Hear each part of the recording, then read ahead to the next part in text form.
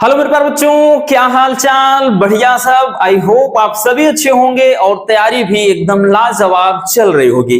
तो चलिए बच्चों, आज के इस मजेदार क्लास की शुरुआत करते हैं एक मजेदार मोटिवेशनल शायरी के साथ कि हवा में ताश का महल नहीं बनता और रोने से बिगड़ा मुकद्दर नहीं बनता। दुनिया जीतने का हौसला रख मेरे दोस्त, कि दुनिया जीतने का हौसला रख मेरे दोस्त, एक जीत से कोई सिकंदर नहीं बनता। तो चलिए रसगुल्लों, आज के इस वीडियो में हम क्लास 12th फिजिक्स के चैप्टर 11 विकिरण तथा द्रव्य की द्वैत प्रकृति को बहुत ही सिंपल तरीके से वन शॉट वीडियो के माध्यम से निपटाने वाले हैं। तो आज के इस वीडियो में बच्चों हम सारे इंपॉर्टेंट टॉपिक्स को देखने वाले हैं इस चैप्टर के। वैसे ये चैप्टर छोटा सा है लेकिन काफी ज्यादा इसमें इंपॉर्टेंट क्वेश्चन है और ये बच्चों 6 या 7 नंबर में पूछा जाता है, मे बी 6 नंबर में। और इसमें बहुत ही मजेदार टॉपिक है जो आपको बस एक बार देखने की जरूरत है, सारा का सारा डाउट आपके माइंड से गायब हो जाएगा। तो चलिए देखते हैं बहुत ही सिंपल तरीके से इसके सारे इंपॉर्टेंट टॉपिक्स को बच्चों। चलिए, तो यहां से सबसे पहला क्वेश्चन, सबसे पहला जो टॉपिक है, ठीक, वो हमारा है कि प्रकाश वैद्युत प्रभाव। ठीक, प्रकाश वैद्युत प्रभाव किसे कहते हैं, या इसी को प्रकाश वैद्युत उत्सर्जन कहा जाता है। ठीक, प्रकाश वैद्युत प्रभाव क्या है और प्रकाश वैद्युत प्रभाव के नियम क्या है। बस बच्चों आपको वीडियो को लास्ट तक देखने की जरूरत है। आप भले भी अगर नोट्स भी नहीं बनाएंगे ना, बस एक बार देख लीजिए, पूरा का पूरा चैप्टर आपके माइंड में छप जाएगा। बस इस बात की मैं गारंटी लेता हूं।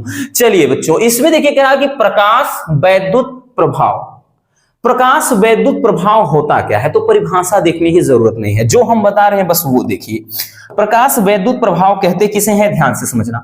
मान लेते हैं बच्चों कोई क्या है, ठीक, जैसे इधर देख लेते हैं, ये कोई धातु का टुकड़ा है। ठीक, किसी धातु का बच्चों, ये कोई धातु का टुकड़ा है। ठीक, कोई धातु का क्या है, टुकड़ा है, और इसके इस पर हम क्या कर रहे हैं, कोई सनलाइट, मान लेते हैं सूर्य का प्रकाश इस पर पड़ रहा है। ठीक, इस पर सूर्य का प्रकाश, ठीक, या फिर एक निश्चित आवृत्ति से अधिक आवृत्ति वाला कोई प्रकाश इस पे डाला जा रहा है। तो जब हम डालते हैं बच्चों तो हमें पता है कि ये जो धातु है, धातु की सतह से क्या होता है, इलेक्ट्रॉनों का उत्सर्जन शुरू हो जाता है। ठीक, इस पे जो फोटॉन की ऊर्जा है वो E बराबर hν होती है। ठीक, ये समझ में आ गया, ये इलेक्ट्रॉन का उत्सर्जन शुरू हुआ है। किसका बच्चों, इलेक्ट्रॉन का। ठीक है ना, किस चीज का, इलेक्ट्रॉन। अब परिभाषा समझिएगा और कुछ नहीं। देखिए क्या होता है कि जब किसी धातु की सतह पर, ये कोई धातु है बच्चों, ठीक है ना, तो जब किसी धातु की सतह पर एक निश्चित आवृत्ति के प्रकाश से अधिक आवृत्ति वाला कोई प्रकाश डाला जाए, ठीक, जब इस धातु की सतह पर हम प्रकाश डालते हैं तो होता क्या है कि इस धातु की सतह से इलेक्ट्रॉनों का उत्सर्जन शुरू हो जाता है। यानी जैसे ही इस पर कोई एक निश्चित आवृत्ति से भी अधिक आवृत्ति वाला कोई प्रकाश डाला जाता है तो इस धातु की सतह से क्या होता है, इलेक्ट्रॉनों का उत्सर्जन प्रारंभ हो जाता है। यानी जो धातु की सतह से निकलने वाले इलेक्ट्रॉन होते हैं उसको इलेक्ट्रॉन का उत्सर्जन कहते हैं। ठीक, तो इलेक्ट्रॉनों का उत्सर्जन प्रारंभ हो जाता है। इसी घटना को प्रकाश वैद्युत प्रभाव या फिर प्रकाश वैद्युत उत्सर्जन कहते हैं। इतना समझ में आ गया। चलिए परिभाषा भी देख लेते हैं कि जब किसी धातु की सतह पर एक निश्चित आवृत्ति से अधिक आवृत्ति की प्रकाश किरणों को डाला जाता है, वही चीज तो हमने बताया कि जब किसी धातु की सतह पर एक निश्चित आवृत्ति से अधिक आवृत्ति वाला कोई प्रकाश डाला जाता है बच्चों, तो धातु की सतह से इलेक्ट्रॉनों का उत्सर्जन क्या होता है, प्रारंभ हो जाता है। ठीक, इलेक्ट्रॉनों का उत्सर्जन होने लगता है। इस घटना को ही प्रकाश विद्युत प्रभाव या प्रकाश विद्युत उत्सर्जन कहते हैं। बहुत ही इंपॉर्टेंट, ये आपको बच्चों 1 नंबर में हालांकि पूछा जाता है ये परिभाषा, लेकिन इंपॉर्टेंट है। अगर पूछ लिया कि प्रकाश वैद्युत प्रभाव किसे कहते हैं, प्रकाश वैद्युत के प्रभाव के नियम क्या है, तब ये आपका 3 नंबर में पूछता है। बात समझ में आई।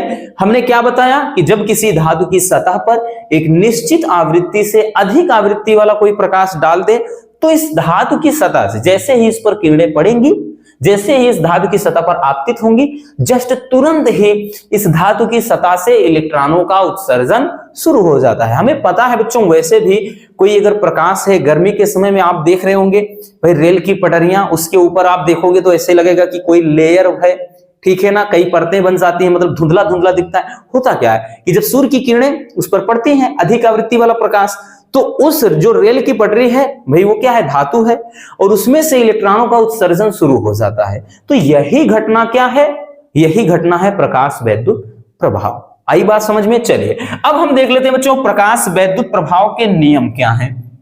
ठीक, प्रकाश वैद्युत प्रभाव के नियम क्या है वो चीज समझिए। तो प्रकाश वैद्युत प्रभाव के नियम में सबसे पहला कि उत्सर्जित इलेक्ट्रॉनों की संख्या, मतलब इसमें से जब भाई इलेक्ट्रॉन उत्सर्जित होंगे, इस धातु की सतह से इलेक्ट्रॉन जब बाहर निकलेंगे बच्चों, तो उत्सर्जित इलेक्ट्रॉनों की जो संख्या होती है वो आपतित प्रकाश की तीव्रता के अनुक्रमानुपाती, मतलब आने वाले प्रकाश की तीव्रता जितनी अधिक होगी, जो तीव्रता है बच्चों, ठीक, जो तीव्रता है वो क्या है, इलेक्ट्रॉनों के उत्सर्जन, जो इलेक्ट्रॉन है उनकी संख्या पर के अनुक्रमानुपाती होती है। कहने का मतलब प्रकाश की तीव्रता जितनी अधिक होगी, इलेक्ट्रॉन उतनी ही तेजी से बाहर निकलेंगे। ठीक है, ये चीज। दूसरा है बच्चों की उत्सर्जित प्रकाश इलेक्ट्रॉनों की अधिकतम गतिज ऊर्जा आपतित प्रकाश की आवृत्ति के अनुक्रमानुपाती होती है। मतलब प्रकाश की आवृत्ति जितना अधिक है उसकी गतिज ऊर्जा, ठीक, मतलब जो इस पर प्रकाश पड़ रहा है, जितना अधिक आवृत्ति वाला प्रकाश होगा उतनी अधिक इस इलेक्ट्रॉन की गतिज ऊर्जा होगी। ठीक है, ये चीज। अब उसके बाद तीसरा क्या है बच्चों की यदि आपतित प्रकाश की आवृत्ति एक न्यूनतम मान से कम है, मतलब जितना आवृत्ति का प्रकाश उसको चाहिए, अगर उससे कम हो जाए, ठीक है, तो अगर मतलब उससे कम है तो धातु से कोई प्रकाश इलेक्ट्रॉन नहीं उत्सर्जित होंगे। मतलब बच्चों एक निश्चित आवृत्ति वाला प्रकाश चाहिए होता है, ठीक, उससे अगर कम हो गया, जैसे हमें पता है भाई जल का बॉइलिंग पॉइंट कितना है, 100 डिग्री, अगर 100 डिग्री से कम पे है तो भाई जाहिर सी बात है पानी उबलेगा नहीं। फ्रीजिंग पॉइंट कितना होता है, 0 डिग्री, 0 सेल्सियस पे बर्फ बनता है। तो वही चीज है कि भाई जितनी आवृत्ति का प्रकाश उस पर चाहिए होता है, उससे अगर कम हो जाए तो जाहिर सी बात है कि धातु की सतह से इलेक्ट्रॉन का उत्सर्जन नहीं होगा। और नेक्स्ट क्या है बच्चों, ठीक, ये पहला हो गया, दूसरा, तीसरा, चौथा क्या है कि धातु की सतह पर प्रकाश के आपतित होने तथा उससे प्रकाश इलेक्ट्रॉन के उत्सर्जित होने के बीच कोई समय अंतराल नहीं होता है। मतलब बच्चों जैसे ही प्रकाश धातु की सतह पर आपतित होगा है, तुरंत ही इलेक्ट्रॉनों का भी उत्सर्जन शुरू हो जाता है। यानी आपतित प्रकाश जो होता है और यहां से उत्सर्जित इलेक्ट्रॉन के बीच में टाइम का जो टाइम लैप होता है वो होता नहीं है, बिल्कुल नहीं होता है। ठीक, कहने का मतलब जैसे ही इस पर प्रकाश पड़ता है तुरंत ही धातु की सतह से इलेक्ट्रॉनों का उत्सर्जन शुरू हो जाता है। मतलब दोनों के बीच गैप नहीं होता है। ऐसा नहीं कि 1 घंटे 2 घंटे इस पर पड़ रहा है फिर निकला, नहीं, ऐसा नहीं होता है। ठीक, ये चीज तो समझ में आया बच्चों कि प्रकाश वैद्युत प्रभाव क्या है। ठीक, प्रकाश वैद्युत प्रभाव क्या है और प्रकाश वैद्युत प्रभाव के नियम क्या है। तो बहुत ही सिंपल है। ठीक, इसीलिए बोल रहे हैं कि बस एक बार अच्छे से देख लीजिए। बाकी बच्चों आपको नोट्स तो बनाना पड़ेगा। भले आप सोच रहे होंगे वक्त नहीं है, तो बहुत वक्त है।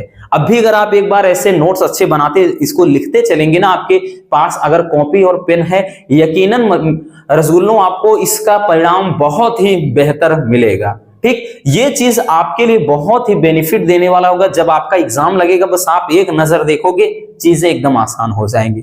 इसलिए कह रहे हैं कि नोट्स बनाना बेहद जरूरी है। जितना लिखोगे उतना ज्यादा प्रैक्टिस होगा, उतना ही आपका आईक्यू लेवल बूस्ट होगा। तो चलिए जल्दी से इसको स्क्रीनशॉट कर लीजिए।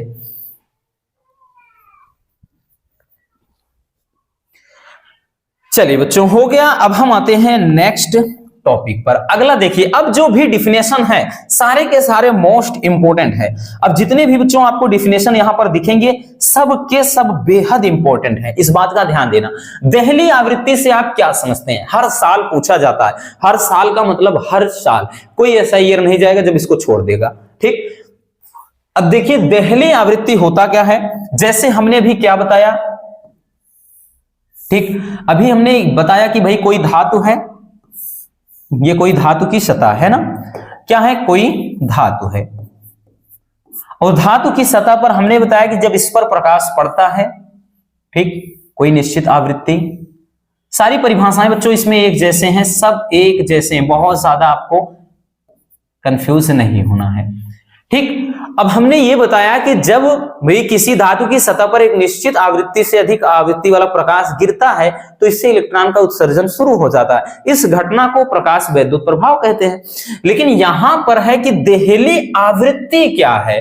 तो बच्चों देहली आवृत्ति में बस केवल ये जोड़ देना है कि वह न्यूनतम आवृत्ति, क्या हमने बताया, वह न्यूनतम आवृत्ति, ठीक है, वह न्यूनतम आवृत्ति जिसके कारण इस धातु की सतह से इलेक्ट्रॉनों का उत्सर्जन शुरू हो जाए।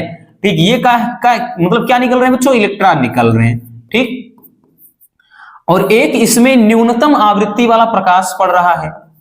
ठीक, न्यूनतम, एक न्यूनतम आवृत्ति वाला प्रकाश पड़ रहा है। ठीक, एक न्यूनतम आवृत्ति वाला प्रकाश पड़ रहा है। हमने यही तो बताया कि वह न्यूनतम आवृत्ति जो किसी धातु की सतह से इलेक्ट्रॉनों का उत्सर्जन शुरू कर सके, ठीक, उस न्यूनतम आवृत्ति को ही देहली आवृत्ति कहते हैं। ठीक, अगर इससे और कम मान हो जाएगा तो वही चीज कि भाई इस धातु की सतह से कोई इलेक्ट्रॉन का उत्सर्जन होगा ही नहीं। और बच्चों इसका मान, ये जो न्यूनतम आवृत्ति होती है, भिन्न भिन्न धातुओं के लिए इसका मान भिन्न भिन्न होता है। तो परिभाषा समझ में आया। तो हमने ये बताया कि आप इस पर कोई प्रकाश डालिए और ऐसी मतलब उस प्रकाश की आवृत्ति इतना होना चाहिए कि उस आवृत्ति पर इस धातु से इलेक्ट्रॉन निकलने लगे, यानी उससे अगर कम मान होगा तो नहीं निकलेगा, बस सीधी सी बात। तो वही बोल रहा है कि वह न्यूनतम आवृत्ति जो किसी धातु की पृष्ठ से इलेक्ट्रॉनों का उत्सर्जन कर सके, उस न्यूनतम आवृत्ति को ही कहेंगे देहली आवृत्ति। क्या बोलेंगे, देहली आवृत्ति। और भाई अगर देहली आवृत्ति, हमने बताया ना कि न्यूनतम आवृत्ति से अगर उसका मान कम हो जाएगा तो इलेक्ट्रॉन का उत्सर्जन होगा ही नहीं बच्चों, ये तो हम पहले भी बता चुके हैं। ठीक है, सेम वही है, तो ये चीज हो जाता है। और बाकी इसको दर्शाते हैं न्यू नॉट से। ठीक, आप लिखना चाहेंगे तो यहां से लिख सकते हैं कि इसे न्यू नॉट, ठीक, न्यू नॉट से दर्शाते हैं, से दर्शाते हैं, न्यू नॉट से दर्शाते हैं। ठीक, इसे न्यू नॉट से दर्शाते हैं, ये चीज हो जाता है। बाकी अगर फार्मूला देखेंगे तो लिखना चाहेंगे तो आप लिख भी सकते हैं कि न्यू नॉट बराबर सी अपान लेमडा नॉट। ठीक, ये चीज होता है। लेमडा नॉट क्या है, तो देहली तरंग दैर्ध्य, इसके बारे में भी हम आगे देखेंगे। ठीक, परेशान मत रहिए। तो ये चीज फार्मूला हो जाता है। ठीक, सी क्या है, प्रकाश की चाल। चलिए अब देखते हैं दूसरी परिभाषा। अगली परिभाषा है बच्चों की कार्यफलन किसे कहते हैं, ये भी आपका मोस्ट इंपॉर्टेंट है। कार्यफलन क्या है, तो भाई सेम इसका भी फिगर ऐसे बनेगा। अब की बार कार्यफलन में भाई इसमें जोड़ देना है क्या चीज, इसमें ये चीज जोड़ देना है वह न्यूनतम ऊर्जा। यहां पर वह न्यूनतम आवृत्ति था और पूरा का पूरा वही रहेगा बच्चों। जहां पर आवृत्ति आपने लिखा है वहीं पर आप ऊर्जा लिख दीजिए बस, कि वह न्यूनतम ऊर्जा जो किसी धातु के पृष्ठ से इलेक्ट्रॉनों का उत्सर्जन कर सके उसे कहते हैं कार्यफलन। या फिर कह सकते हैं कि वह न्यूनतम ऊर्जा जो किसी धातु के पृष्ठ से इलेक्ट्रॉन उत्सर्जित करने के लिए आवश्यक होती है, मतलब ऐसी ऊर्जा दे, ठीक है ना, जो उस धातु की सतह से इलेक्ट्रॉनों का उत्सर्जन कर सके, तो वो जो ऊर्जा होगी उस ऊर्जा को अपन बोलेंगे कार्यफलन। और इसे बच्चों W नॉट से दर्शाते हैं। ठीक, इसे क्या करते हैं, इसे W नॉट से दर्शाते हैं, इसे W नॉट से दर्शाते हैं। अगर हम फार्मूला लिखना चाहेंगे तो भाई इसका फार्मूला जो हो जाएगा वो हो जाएगा W नॉट बराबर H न्यू नॉट। ठीक है, H न्यू नॉट, ये फार्मूला हो जाता है H न्यू नॉट। H क्या है बच्चों, प्लांक नियतांक है। H क्या है, तो H है प्लांक नियतांक। सब कुछ जानना बेहद जरूरी है। इसको बोलते हैं प्लांक नियतांक। प्लांक नियतांक, इसका मान कितना हो बच्चा, तो इसका अगर मान लिखना चाहेंगे तो इसका मान होता है 6.6 × 10⁻⁻34 जूल सेकेंड, इसका मान हो जाता है। ठीक है, H प्लांक नियतांक है, इतना याद रखना। ठीक, चलिए, तो समझ में आ गया बच्चों कि देहली आवृत्ति क्या है। तो वह न्यूनतम आवृत्ति जो किसी धातु की सतह से इलेक्ट्रॉन का उत्सर्जन कर सके, उस न्यूनतम आवृत्ति को देहली आवृत्ति कहते हैं। इसे न्यू नॉट से दर्शाते हैं। फिर उसके बाद हमने बताया कार्यफलन। कार्यफलन क्या है, तो वह न्यूनतम ऊर्जा जो किसी धातु की सतह से इलेक्ट्रॉनों का उत्सर्जन करने के लिए आवश्यक हो, या जो किसी धातु की सतह से इलेक्ट्रॉनों का उत्सर्जन कर सके, तो उस न्यूनतम कार्य को ही बोलेंगे कार्यफलन। और इसे W नॉट से दर्शाते हैं। इसका फार्मूला हो जाता है बच्चों W नॉट बराबर H न्यू नॉट। इस पर आपके न्यूमेरिकल भी बनते हैं छोटे छोटे, ठीक, इस बात का ध्यान देना। तो चलिए जल्दी से इसको भी स्क्रीनशॉट कर लीजिए। चलिए बच्चों, हो गया। अब हम देखते हैं नेक्स्ट, अगला है कि देहली तरंग दैर्ध्य। तो भाई ये भी सेम है, इसमें भी बच्चों कोई आपको बहुत ज्यादा दिमाग नहीं लगाना है। अब की बार वह तरंग दैर्ध्य हो जाएगा, ठीक, यानी आपतित विकिरण की वह तरंग दैर्ध्य जो किसी धातु की सतह से प्रकाश इलेक्ट्रॉन उत्सर्जित करा सके, उसे कहते हैं देहली तरंग दैर्ध्य। अब थोड़ा एक ट्रिक की तरह याद रखिए, देहली आवृत्ति में हमने क्या बताया, वह न्यूनतम आवृत्ति जो धातु की सतह से इलेक्ट्रॉन का उत्सर्जन कर सके, उसे देहली आवृत्ति। फिर हमने बताया कार्यफलन क्या है, तो वह न्यूनतम ऊर्जा जो किसी धातु की सतह से इलेक्ट्रॉन का उत्सर्जन करा सके, उसे क्या बोलते हैं, कार्यफलन। अब की बार है देहली तरंग दैर्ध्य। तो इसमें भी आप लिखना चाहे तो वह तरंग दैर्ध्य जो किसी धातु की सतह से इलेक्ट्रॉन का उत्सर्जन करा सके, तो वो हो जाएगा देहली तरंग दैर्ध्य। तो सब परिभाषाएं तो एक जैसे है ना, इसलिए दिक्कत नहीं होनी चाहिए बच्चों, ठीक। तो इसको समझ में आ गया भाई। अब इसमें फिगर बनाने की जरूरत है नहीं, बार बार वही चीज। अब इसे दर्शाते किससे हैं बच्चों, वो देखिए, ठीक। इसे दर्शाते हैं, देखेंगे कि इसे लेम्डा नॉट से दर्शाते हैं, लेम्डा नॉट से दर्शाते हैं। इसके लिए फार्मूला अगर हम बात करें तो भाई इसका जो फार्मूला हो जाता है कि लेम्डा नॉट बराबर, ठीक, देखिए फार्मूला इसके पहले एक बताया नहीं, न्यू बराबर C अपान लेम्डा नॉट। तो यहां से अगर हम देखेंगे लेम्डा नॉट बराबर, तो C अपान क्या हो जाएगा बच्चों, यहां पर हो जाएगा C अपान एक minute, C upon new not, ये फार्मूला हो जाएगा, ठीक है। यही आपका क्या हो जाएगा, फार्मूला हो जाएगा। बाकी अगर आप लिखना चाहते हैं तो भाई लेम्डा नॉट तो बता दिए, C क्या है, तो भाई C के बारे में जान लीजिए बस, C प्रकाश की चाल है। और इतना तो भाई आपको, भाई आप इतना भी कमजोर होंगे नहीं कि ये नहीं पता होगा। C क्या है, प्रकाश की चाल है, प्रकाश की चाल है बच्चों। वैल्यू कितना होता है इसका, तो भाई हमें पता है 3 × 10⁸ मीटर प्रति सेकेंड, ठीक, ये आपका इसका मान हो जाएगा, ठीक है। चलिए तो जल्दी से इसको भी स्क्रीनशॉट कर लीजिए, देहली तरंग दैर्ध्य, ठीक है। चलिए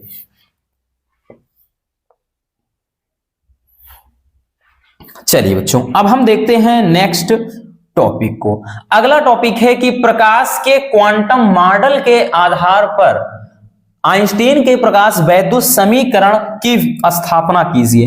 ये क्वेश्चन आपका बहुत ही ज्यादा इंपॉर्टेंट है बच्चों, ये 5 नंबर में पूछा जाता है। ये क्वेश्चन 5 नंबर में पूछा जाता है, पूरे के पूरे 5 नंबर में, इस बात का ध्यान देना, ठीक। नहीं तो बच्चों आपका ये कभी कभार 3 नंबर भी पूछ लेता है, लेकिन ज्यादातर 5 नंबर में पूछता है। और हालांकि टॉपिक बहुत ही सिंपल है। चलिए देखिए, प्रकाश पहले समझ लीजिए कि भाई क्वांटम मॉडल होता क्या है। तो देखिए क्वांटम के सिद्धांत के अनुसार, क्वांटम जो सिद्धांत होता है वो क्या कहता है कि प्रकाश विकिरण जो है, यानी जो प्रकाश विकिरण है, ऊर्जा के छोटे छोटे बंडलों या पैकेटों के रूप में चलता है। जो विकिरण है, ठीक, वो क्या, विकिरण का मतलब समझ रहे हैं ना, कि जो रेस होती हैं, किरणें होती हैं, तरंगे, ठीक, वही चीज। जो विकिरण है वो क्या है, ऊर्जा के छोटे छोटे बंडलों या पैकेटों के रूप में चलता है। और इन्हीं को अपन क्या बोलते हैं, फोटान या क्वांटा कहते हैं। क्या बोलते हैं बच्चों, चाहे एक तो फोटान बोलते हैं या क्वांटा। अगर पूछ लिया जाए फोटान या क्वांटा किसे कहते हैं, तो आप यही लिखेंगे कि जो प्रकाश विकिरण है वो ऊर्जा के छोटे छोटे बंडलों या पैकेटों के रूप में चलता है, जिन्हें फोटान कहते हैं या फिर क्वांटा, ठीक, फोटान या क्वांटा कहते हैं। ठीक है, इतना समझ में आया। अब देखिए होता क्या है कि जब फोटान किसी धातु के पृष्ठ पर आपतित होता है, ठीक, जैसे हमने बताया कि भाई धातु की सतह है, अब जब इस धातु की सतह पर बच्चों फोटान आपतित होता है, ठीक, तो इससे हमने बताया कि भाई प्रकाश का उत्सर्जन शुरू हो जाता है और जो फोटान की ऊर्जा होती है वो E बराबर h न्यू होती है, ये भी हम पहले भी बता चुके हैं, ठीक। तो जब वही कह रहा है कि जब फोटान किसी धातु के पृष्ठ पर आपतित होता है तो उसकी ऊर्जा दो रूपों में खर्च हो जाती है, यानी जो फोटान की ऊर्जा है वो खर्च हो जाती है दो रूपों में। तो दो रूपों में जो खर्च होती है वो किस तरह से खर्च होती है, पहला लिखेंगे बच्चों, पहला लिखेंगे कि कुछ ऊर्जा कार्य फलन के रूप में खर्च होती है, कार्य फलन के रूप में, कार्य फलन के रूप में। अब कार्य फलन के रूप में खर्च होती है भाई, तो हमें पता है बच्चों कार्य फलन के लिए नहीं, हमें पता है कि फार्मूला होता है आपका W नॉट, ठीक है, W नॉट बराबर H new not, H new not हो गया ये चीज, ठीक है। अब उसके बाद लिखेंगे बच्चों शेष ऊर्जा, क्योंकि कह रहा है दो रूपों में खर्च होती है, एक तो भाई क्या है कार्य फलन यानी किए गए कार्य के लिए खर्च हो जाती है, दूसरा है शेष ऊर्जा, शेष ऊर्जा गतिज ऊर्जा के रूप में, गतिज ऊर्जा के रूप में खर्च होती है, ठीक, यानी जो अधिकतम गतिज ऊर्जा होती है तो हम मैक्सिमम लिखेंगे, अधिकतम गतिज ऊर्जा के रूप में खर्च होती है, यानी इलेक्ट्रॉनों को गति प्रदान करने के लिए, बस इतना याद रखना। तो ऐसी सिचुएशन में यहां पर हम क्या लिखेंगे, के मैक्सिमम लिखेंगे बच्चों, क्या लिखेंगे, के मैक्सिमम। और भाई के मैक्सिमम बराबर हम बात करें होता क्या है, हाफ m उसके बाद v, यहां पर मैक्स लिख देंगे यानी मैक्सिमम, ठीक, स्क्वायर, ठीक, ये चीज। अब हम इसको क्या करेंगे भाई, ये इसको मान लेते हैं कि ये इक्वेशन नंबर 1 है, इक्वेशन नंबर 2 है, ठीक है। देखिए बच्चों अब हम क्या लिखेंगे, कुल ऊर्जा, ठीक, कुल ऊर्जा।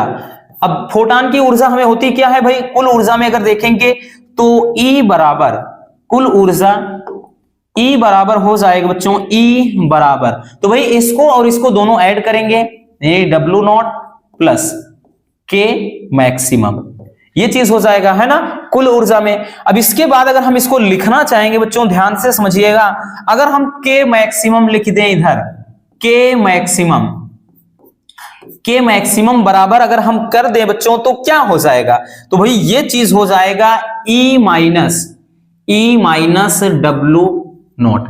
अब के मैक्सिमम बराबर फार्मूला क्या होता है, हाफ m v स्क्वायर, और v मैक्सिमम होगा, v मैक्स स्क्वायर हो जाएगा बराबर E बराबर होता क्या है, तो भाई चूंकि हमें पता है, शुरू में ही बताया बच्चों कि जो फोटान की ऊर्जा होती है, चूंकि E बराबर h न्यू, E बराबर होता क्या है, h न्यू, तो भाई E बराबर h न्यू जब होता है तो यहां से हम लिखेंगे E बराबर h न्यू और माइनस का W नॉट बराबर h न्यू नॉट होता है, ये चीज पता है बच्चों हमें। अब यहां से हम देखेंगे कुछ कॉमन चीजें हैं, तो भाई अगर कुछ कॉमन हो तो बाहर निकाल लेते हैं उसको। देखिए इसको तो ऐसे लिखेंगे 1/2 हो जाएगा m, उसके बाद v मैक्सिमम ये स्क्वायर बराबर, तो यहां से अगर हम दोनों में देखें h कॉमन है तो न्यू माइनस न्यू नॉट, ठीक, ये चीज हो जाता है, ठीक है ना, यही क्या हो जाता है,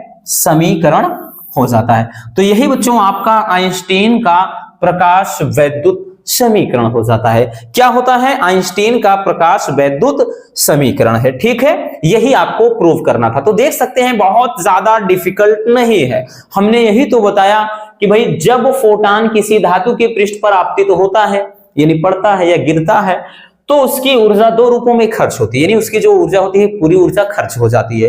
पहला होता है कि भाई ऊर्जा का कुछ भाग कार्य फलन के रूप में खर्च हो जाता है, तो हमें फार्मूला पता है W नॉट बराबर h न्यू नॉट, और शेष ऊर्जा है जो इलेक्ट्रॉनों को गति प्रदान करने में खर्च हो जाती है, यानी शेष जो ऊर्जा होती है वो इलेक्ट्रॉनों को तेजी से निकलने में खर्च हो जाती है, इसलिए हम के मैक्सिमम लिख दिए हैं, के मैक्सिमम बराबर half m v maximum square, ठीक, यानी काइनेटिक एनर्जी हो जाता है। अब कुल ऊर्जा करेंगे E बराबर भाई हम दोनों ऐड कर देंगे, और हमें पता है बच्चों की E बराबर क्या होता है h न्यू, क्योंकि E क्या है फोटॉन की ऊर्जा है, ठीक, h क्या है प्लांक नियतांक, न्यू क्या है फोटॉन की आवृत्ति, ठीक। तो ये चीज भाई हमने क्या किया, जो K मैक्सिमम था इसको इधर रख लिया, तो ये चीज इधर आएगा माइनस हो जाएगा, ठीक है ना, ये चीज क्योंकि इधर जब रखा है तो ये चीज इसके माइनस हो गया, तो यहां पर वैल्यू रख करके h कॉमन ले लिया। अब इसमें m क्या है, तो भाई द्रव्यमान है, ठीक, v मैक्सिमम क्या है, तो भाई अधिकतम वेग है, h क्या है प्लांक नियतांक, न्यू क्या है, तो न्यू अकेले जान लीजिए बस, क्योंकि न्यू नॉट भी अपने को पता है, तो न्यू क्या है बच्चों ये जान लीजिए, सॉरी न्यू नॉट नहीं, न्यू अकेले, ठीक, क्या बार बार वही लिख दे रहे हैं भाई, न्यू अकेले, तो न्यू क्या है, तो इसको बोलते हैं फोटॉन की आवृत्ति, फोटॉन की आवृत्ति, ठीक, आवृत्ति, न्यू नॉट होता तो वो क्या हो जाता है देहली आवृत्ति, लेकिन न्यू क्या है फोटॉन की आवृत्ति। बात समझ में आई? चलिए तो जल्दी से इसको स्क्रीनशॉट कर लीजिए, फिर हम चलते हैं नेक्स्ट टॉपिक की तरफ। बेहद इंपॉर्टेंट है बच्चों, फिर से बता देते हैं, इसलिए इसको बिल्कुल भी बच्चों मिस मत करिएगा, अच्छे से इसको छाप लीजिए, ठीक है ना, जल्दी से इसको देख लीजिए, ठीक। चलिए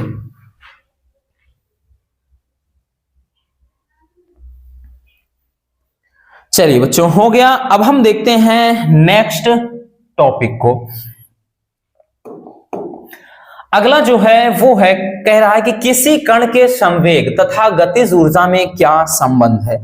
यह भी बेहद इंपॉर्टेंट है, ये टॉपिक भी बच्चों काफी ज्यादा इंपॉर्टेंट है, ठीक। चलिए इसको देखते हैं। देखिए क्या कह रहा है कि भाई कण के संवेग, ठीक, यहां पर कोई कण दे सकता है, ठीक, कण बोल सकता है या कोई अदर चीज बोल सकता है, जरूरी नहीं है कि कण अकेले आए, ठीक है ना, इस बात का ध्यान देना, ठीक। कण की जगह पिंड भी बोल सकता है, कुछ भी दे सकता है।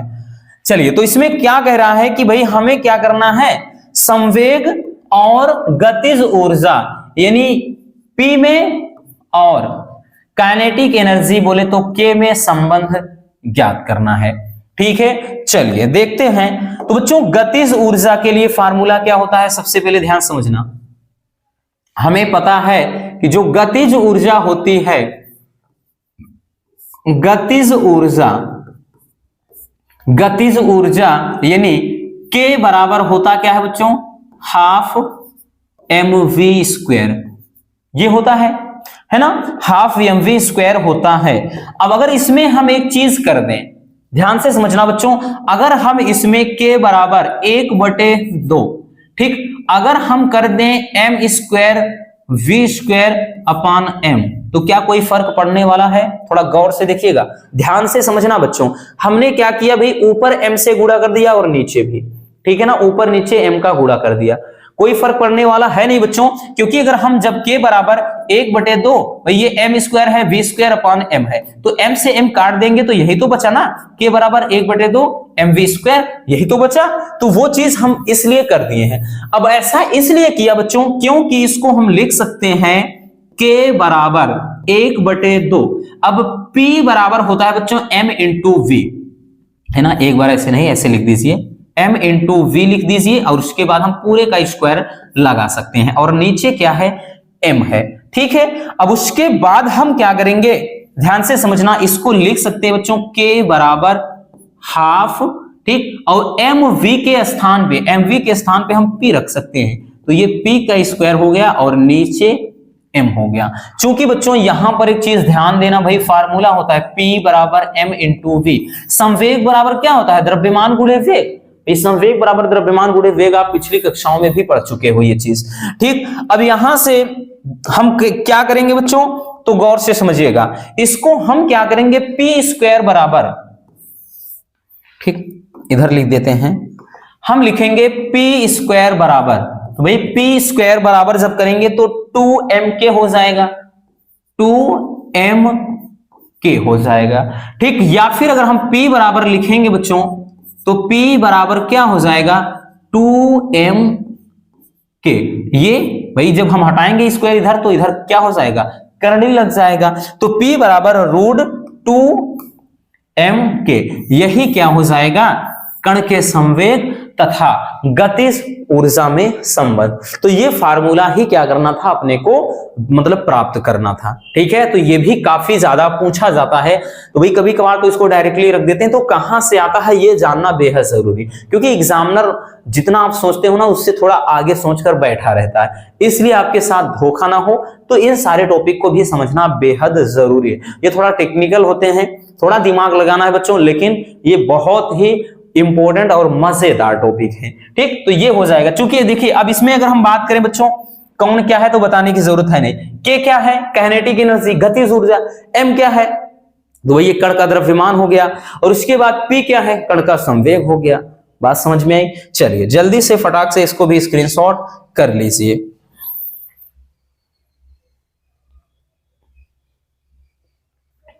चलिए बच्चों हो गया। अब हम देखते हैं नेक्स्ट टॉपिक को। हमारा नेक्स्ट टॉपिक क्या है, द्रव्य तरंगे क्या है, और दे ब्रोगली तरंग दैर्ध्य का सूत्र स्थापित करिए। ठीक है, कह रहा है कि द्रव्य तरंगे क्या है और दे ब्रोगली तरंग दैर्ध्य का सूत्र स्थापित आपको करना है। तो चलिए देखते हैं कि भाई होता क्या है। सबसे पहले परिभाषा देखते हैं, उसके बाद ठीक है हम क्या करते हैं, दे ब्रोगली तरंग दैर्ध्य का फार्मूला। और ये टॉपिक बच्चों बेहद इंपॉर्टेंट है। ठीक है, और ये टॉपिक ज्यादातर आपका 5 नंबर में पूछा जाता है। ये 5 नंबर वाला टॉपिक है रसगुल्लो, इसलिए इसको छाप कर रखिए, भाई टपकेगा एग्जाम में। चलिए इसमें क्या बोल रहा है कि द्रव्य तरंगे क्या है। तो सबसे पहले द्रव्य तरंगे देखेंगे। देखिए बच्चों, जब कोई द्रव्य कण गतिमान होते हैं, ठीक, कण, कण का मतलब, द्रव्य कण का मतलब क्या है, फोटॉन हो सकता है, इलेक्ट्रॉन हो सकता है, ठीक, फोटॉन या इलेक्ट्रॉन। तो जब कोई द्रव्य कण गतिमान होते हैं या गति कर रहे होते हैं तो उनके साथ एक तरंग संबंधित रहती है। ठीक, यानी उनके साथ एक तरंग संबंधित रहती है। इन तरंगों को ही द्रव्य तरंगे बोलते हैं। ठीक है ना, इन तरंगों को ही द्रव्य तरंगे बोलते हैं। और इनके मतलब कह रहा है कि अथवा मतलब इनको क्या दी ब्रोगली तरंगे भी कहते हैं, तथा इन तरंगों की जो तरंग दैर्ध्य होती है उसे दी ब्रोगली तरंग दैर्ध्य कहते हैं। मतलब दोनों परिभाषाएं हो गई, एक तो द्रव्य तरंगे क्या है और एक दी ब्रोगली तरंग दैर्ध्य क्या है। तो हमने यही तो बताया कि जब कोई कण, ठीक, और ऐसा कण कौन सा कण, द्रव्य कण, ठीक, जैसे फोटॉन या इलेक्ट्रॉन, कि जब कोई द्रव्य कण गतिमान होते हैं तो उनके साथ एक तरंग संबंधित रहती है, अर्थात इन तरंगों को ही क्या कहते हैं, द्रव्य तरंगे अथवा दी ब्रोगली तरंगे कहते हैं। और इन द्रव्य तरंगों की तरंग दैर्ध्य को ही दी ब्रोगली या इसी को डे ब्रोगली या दे ब्रोगली तरंग दैर्ध्य कहते हैं। ये तो परिभाषा बच्चों अगर आएगा तो 1 नंबर में ही पूछता है, लेकिन सबसे ज्यादा जो इंपॉर्टेंट है वो क्या है, इसका फार्मूला। ठीक है, जो हम फार्मूला प्राप्त करने वाले हैं। अब देखिएगा बच्चों, ठीक, अब देखिए लिखेंगे सबसे पहले कि आइंस्टीन या आइंस्टाइन कहीं कहीं लिखा होता है, आइंस्टीन का द्रव्यमान ऊर्जा समीकरण होता क्या है बच्चों, क्या होता है फार्मूला जरा बताइएगा। तो होता है भाई E बराबर mc²। बट हम एक चीज जानते हैं रसगुल्लों, चूंकि वी नो दैट E बराबर क्या होता है, h न्यू होता है भाई, E बराबर h न्यू होता है। तो इसलिए हम क्या करेंगे, इसके स्थान पे h न्यू रख देंगे और यहां पर mc² हो गया। ठीक, या फिर अगर हम m बराबर करेंगे, m बराबर जब करेंगे बच्चों, तो m बराबर जब हम करेंगे तो क्या हो जाएगा भाई, h न्यू हो जाएगा और ये नीचे का इधर आएगा c² होगा। यहां तक बात समझ में आई? यहां तक तो भी हमने कुछ किया ही नहीं है। ठीक भाई, ये आइंस्टीन का द्रव्यमान ऊर्जा समीकरण क्या बोलता है बच्चों कि E बराबर mc²। ठीक, ये फार्मूला होता है E बराबर mc²। ठीक, m क्या है भाई, द्रव्यमान है, c क्या है, प्रकाश की चाल है, E ऊर्जा है। तो E बराबर h न्यू होता है, E क्या है, फोटॉन की ऊर्जा, तो फोटॉन की ऊर्जा h इंटू न्यू होती है। ठीक है, तो यहां से हम क्या करेंगे, m का मान निकाल लेते हैं। ठीक, अब हम लिखेंगे फोटॉन का संवेग। हम लिखेंगे बच्चों, 1 मिनट इधर, फोटान का संवेग, ठीक, लिखेंगे कि फोटान का संवेग, फोटान के संवेग की बात कर रहा है रसगुल्लों, तो P बराबर m इंटू वी ना लिख करके m इंटू सी लिखेंगे, क्योंकि अगर कण का संवेग कहता तब P बराबर m इंटू वी रख देते, ठीक, तो m इंटू सी रखेंगे। अब यहां से ध्यान से समझना, ये भाई संवेग हो गया P बराबर m इंटू सी, तो इसमें हम क्या करेंगे, P बराबर m का मान क्या है बच्चों, तो m का मान ये हमने निकाला है, m का मान रखेंगे क्या, h न्यू अपान सी स्क्वायर, और उसके बाद ये c पड़ा है, तो भाई एक c से एक c का काम फिनिश हो गया। तो यहां पर क्या मिला बच्चों, P बराबर h न्यू अपान c, h न्यू अपान सी हो जाएगा, ठीक। अब एक चीज ध्यान से समझना, एक चीज ध्यान से समझना, अभी हमने क्या बताया इसके पहले भाई तरंग दैर्घ्य के बारे में, ठीक, अगर हमने बताया लेमडा नॉट बराबर, ठीक, लेमडा नॉट बराबर सी अपान न्यू नॉट, यही बताया। अगर लेमडा बराबर करते तो भाई सी अपान केवल हम न्यू लिखते, यही तो लिखते बच्चों, अगर यहां से नॉट नॉट हटाते तो यही चीज हो जाता। तो यहां पर अगर इस चीज को आप गौर से देखिए, ये न्यू अपान सी हो जाएगा भाई। अगर हम न्यू अपान सी जब करेंगे तो ये चीज, अगर न्यू अपान सी करेंगे तो बराबर 1/, लेमडा इसके हो जाएगा। अगर इसको उल्टा करेंगे तो भाई ये भी 1/, लेमडा होगा। तो इसके स्थान पर हम क्या लिख सकते हैं बच्चों, ध्यान से देखिए, इसके स्थान पर लिख सकते हैं P बराबर H अपान लेमडा हो जाएगा। लेकिन हमें चाहिए क्या भाई, हमें चाहिए दे ब्रोगली तरंग दैर्घ्य, तो हम क्या करेंगे भाई, इसी को उल्टा कर देते हैं। तो यहां से हो जाएगा बच्चों लेमडा बराबर H अपान P, लेमडा बराबर H अपान P, और यही क्या हो जाएगा आपका दे ब्रोगली तरंग दैर्घ्य के लिए फार्मूला हो जाएगा, ठीक, यही दे ब्रोगली तरंग दैर्घ्य के लिए फार्मूला हो जाएगा। अब इसको देखिए, यहीं पर पिक्चर खत्म नहीं होती, कभी कभार बच्चों ये डायरेक्टली, भाई कभी कभार तो ये देता है, ठीक, समझिए बच्चों, पहले कभी कभार तो बोल देगा ऐसे कि लेमडा बराबर H अपान P, इसको प्रूव करिए, सिद्ध कीजिए, ठीक है, यही बोलेगा कि सिद्ध कीजिए कि दे ब्रोगली तरंग दैर्घ्य लेमडा बराबर H अपान P होता है। लेकिन कभी कभार इसको नहीं, ये चीज नहीं बोलता है, तो हमें ये चीज पता है बच्चों, गौर से समझिएगा, हमें ये चीज भी पता है कि चूंकि P बराबर रूट में क्या होता है 2mk, ये भी तो होता है बच्चों, अभी जस्ट इसके पहले ही देखे हैं, हमने इसको प्रूव भी किया है। तो चूंकि P बराबर रूट में 2mk होता है, तो इस फार्मूले को रसगुल्लों हम कुछ इस कदर भी लिख सकते हैं। तो भाई हम इसको ऐसे भी लिख सकते हैं कि लेमडा बराबर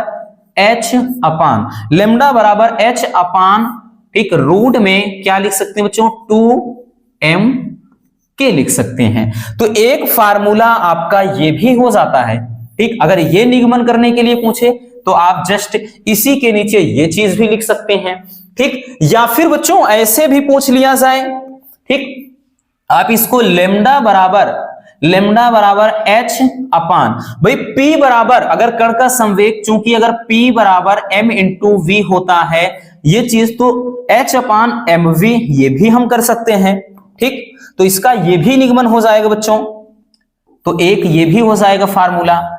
या फिर एक और होता है, वो भी देखते हैं। अब आप बोलेंगे कितना बताएंगे, सब बताएंगे बच्चों, कोई डाउट आपके माइंड में नहीं होना चाहिए रसगुल्लों। तो H अपान, भाई इसके स्थान पे अगर चूंकि पता है, ये आपका ध्यान से समझना, K बराबर E इंटू वी भी होता है, काइनेटिक एनर्जी K बराबर E इंटू वी। E क्या है, इलेक्ट्रॉन का आवेश है, ठीक है, V क्या है, विभवांतर है।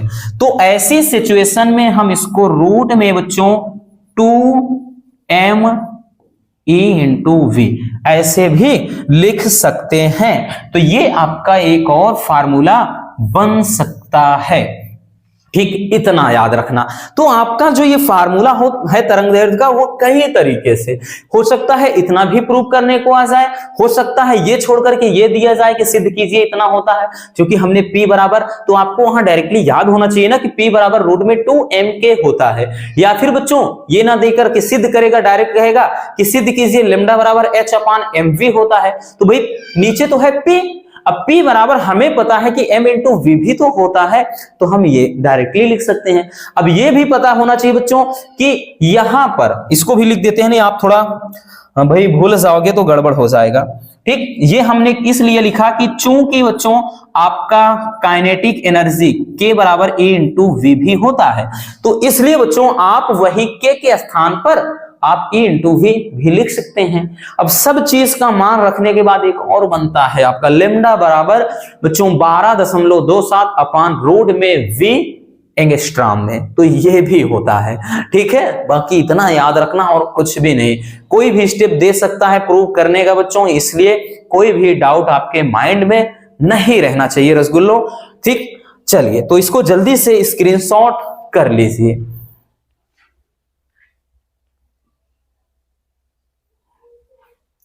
चलिए बच्चों हो गया, तो बस आज के इस वीडियो में इतना ही। इस चैप्टर में जितने भी टॉपिक थे सबको हमने बहुत ही इजीली कवर कर लिया है। आई होप कि ये वीडियो आपके लिए काफी ज्यादा हेल्पफुल रही होगी। पहले भी बताया था कि चैप्टर छोटा सा है, लेकिन बच्चों 6 नंबर का तो जरूर पूछा जाएगा, इसलिए अच्छे से तैयार कर लेना। बाकी मिलते हैं किसी और शानदार टॉपिक के साथ। अगर वीडियो पसंद आई हो तो प्यार से एक लाइक जरूर कर देना, और नए हैं तो चैनल को सब्सक्राइब जरूर कर लीजिए, ताकि ऐसे मजेदार टॉपिक आप तक रेगुलर पहुंचते रहे। Love you, bye bye, take care. और हाँ, एक प्यारा सा कमेंट करना बिल्कुल मत भूलिएगा।